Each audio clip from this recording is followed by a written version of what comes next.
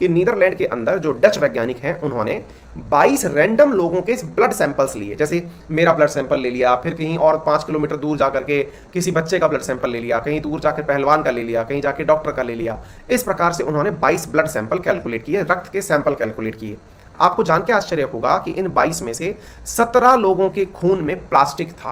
विचार करिए, ये बहुत ज़्यादा संवेदनशील न्यूज़ है। ये ऐसी न्यूज़ है जिसने कि दुनिया को झकझोर दिया है। आप विचार नहीं कर सकते कि आज इस दुनिया में आधे से अधिक लोगों के खून में प्लास्टिक बह रहा है, जिसकी कल्पना हमें और आपको नहीं है।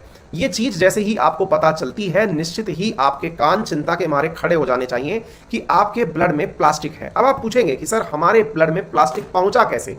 बहुत आसान तरीके से पहुंचा। कैसे? बचपन में जब बच्चे ने दूध की बोतल को मुंह से लगाया, तब बोतल के माध्यम से प्लास्टिक उसके शरीर में सबसे पहले एंट्री किया। दुनिया में जब से प्योर वाटर पीने के चलते ये जो पानी अपन पीते हैं आजकल आरओ का या डिस्टिल वाटर या मिनरल वाटर जो हम पीते हैं, ये जिस प्रकार की बोतल्स के अंदर पानी पिया जाता है, वहां पानी के साथ साथ उस बोतल के किनारों के अंदर से झड़ करके प्लास्टिक की छोटी छोटे कण हमारे शरीर में एंट्री कर जाते हैं।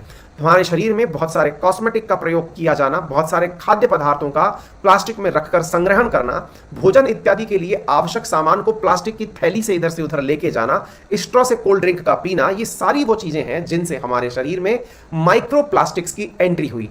अब चैलेंज क्या है? चैलेंज ये है कि जब खून के अंदर माइक्रोप्लास्टिक हो चुका है तो निश्चित ही उस माइक्रोप्लास्टिक की ऑक्सीजन बाइंडिंग कैपेसिटी नहीं होगी, जिस वजह से ऑक्सीजन जब वो सही से ले जा ही नहीं पाएगा तो श्वसन संबंधी दिक्कतें होंगी। बड़े समय में चलते हुए शरीर के अंदर ऑक्सीजन की सप्लाई के रुक जाने से बहुत सारी दिक्कतें जैसे पैरालिसिस का होना, हार्ट अटैक का होना, दिमाग का बंद हो जाना देखी जा सकती हैं। इसके साथ साथ चूंकि ये बहुत ज्यादा रेडिकलाइज माइक्रोप्लास्टिक्स हैं, इस वजह से कैंसर की घटनाएं भी बढ़ रही हैं, ऐसा रिपोर्ट में दावा किया गया है। माइक्रोप्लास्टिक्स जो है वो हमारे ब्लड के अंदर उपस्थित हैं। यहां पर आपके सामने ये सारी चीजें निकल करके आई हैं।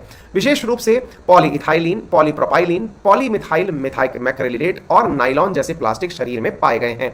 22 ब्लड सैंपल्स में से 17 ब्लड सैंपल पॉल्यूटेड पाए गए हैं। यह निश्चित ही एक चौंकाने वाला तथ्य है जो हम सबको चिंता में डाल सकता है। यानी कि शरीर के अंदर यह एक चिंता का बहुत बड़ा पार्ट बन जाता है। बड़ा सवाल बनता है कि सर क्या कॉस्मेटिक्स के अंदर भी माइक्रोप्लास्टिक का उपयोग होता है? जी हाँ, हमारे शरीर के अंदर माइक्रोप्लास्टिक्स बहुत तरीके से उपयोग में लिया जाता है। मैं आपको बताना चाहूंगा कि शरीर के अंदर ऐसा कोई भी प्लास्टिक का पार्टिकल जो 5 mm से छोटा हो वो माइक्रोप्लास्टिक कहलाता है और हमारे द्वारा प्लास्टिक के किसी भी प्रकार के सामान के उपयोग करने से वो शरीर में पहुंचता है। ये माइक्रोप्लास्टिक्स 2 प्रकार के होते हैं। एक होता है प्राइमरी माइक्रोप्लास्टिक। प्राइमरी माइक्रोप्लास्टिक वो है जो कि किसी विशेष पर्पज से, जैसे कि फेस वॉश के अंदर, कॉस्मेटिक के अंदर, टूथपेस्ट के अंदर, स्क्रब के अंदर पॉलीथीन के माध्यम से लाया गया। दूसरी तरफ के साथियों सेकेंडरी माइक्रोप्लास्टिक, जिसका उद्देश्य आप तक प्लास्टिक पहुंचाना नहीं था, जैसे पानी की बोतल हुई या फिर सामान ले जाने के लिए थैला हुआ, गार्बेज रखने के लिए बर्तन हुआ, ये सब सेकेंडरी माइक्रोप्लास्टिक के सोर्सेज माने जाते हैं। दुनिया भर में माइक्रोप्लास्टिक का पॉल्यूशन लगातार बढ़ता जा रहा है, जिसके चलते हुए भारत ने भी सिंगल टाइप के प्लास्टिक को बैन करने का नियम ले लिया है।